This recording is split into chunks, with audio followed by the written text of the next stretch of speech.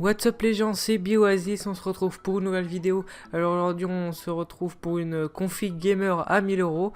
Donc on va tout de suite commencer, vous aurez pu le remarquer à l'écran pendant que je parle. On commence tout de suite avec le processeur. Donc le processeur c'est un Intel Core i5 4690, donc c'est le même que j'ai sur mon PC actuellement.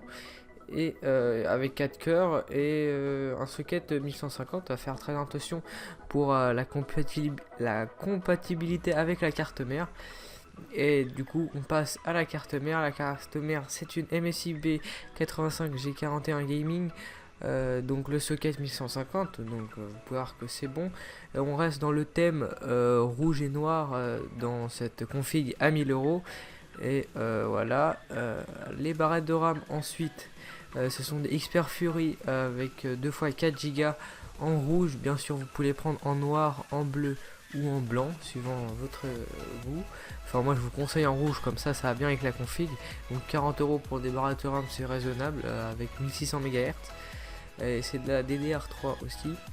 Donc, comme c'est une config à 1000 euros, forcément on a un ventirad pour le processeur.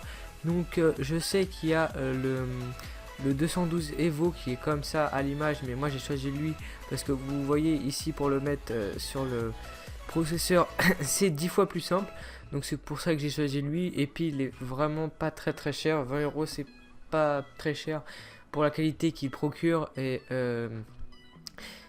son installation. Voilà. Alors là, la carte graphique cette fois, donc ça c'était presque la plus grosse partie du budget.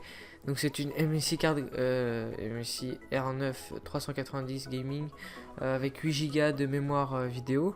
Donc on pourra faire tourner avec cette config à 1000 euros tous les jeux en ultra évidemment. Donc 355 euros c'est beaucoup pour une carte graphique, mais ça reste normal pour une config à 1000 euros. Et je sais plus si c'est marqué quelque part. Si voilà, la fréquence du GPU est à 1060 MHz et elle pèse 1,3 kg quand même, c'est pas mal. Donc on passe au disque dur. Donc le disque dur c'est Barracuda de 1 Tera à 7200 tours minute, donc c'est normal. Après si vous avez besoin de plus, vous prenez plus. Et après bon, je sais pas pourquoi. C'est 90 euros 1 Tera, 500 Go, et 2 Tera c'est 74 euros. C'est là que tu te dis une couille dans le poté. Après allez vite, on enchaîne. Après le lecteur DVD, bon ça on reste dans du basique. Asus, c'est très drôle comme blague. Haha. Donc vraiment je vous conseille de prendre le moins cher, parce que prendre un Blu-ray, bon prenez du Blu-ray si vous avez besoin de Blu-ray, mais vraiment ça sert à rien. Moi je vous conseille juste un lecteur DVD normal. Donc après on passe au boîtier. Le boîtier c'est quelque chose de normal, enfin que vous choisissez vous, mais moi j'ai choisi lui. Donc c'est un Zellman Z11, voilà c'est tout. Avec évidemment on peut mettre une carte mère ATX et avec 2 ports USB 3 à l'avant et 2 ports USB 2.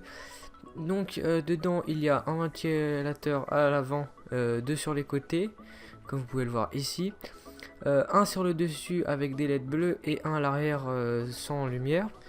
Donc vous pouvez voir qu'il est très bien fourni directement. Il a 5 ventilateurs de base, bien sûr vous pouvez en rajouter en haut et en bas en plus, et vraiment c'est avec ça vous n'avez pas de risque de réchauffement dans votre tour. Allez, on passe en dernier à l'alimentation. Donc l'alimentation c'est une couleur master de 500 watts qui coûte 90 euros.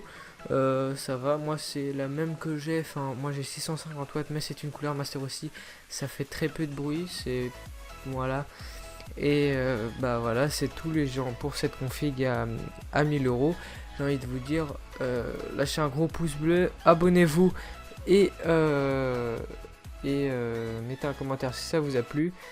Et je vous dis à la prochaine. Allez, bye bye.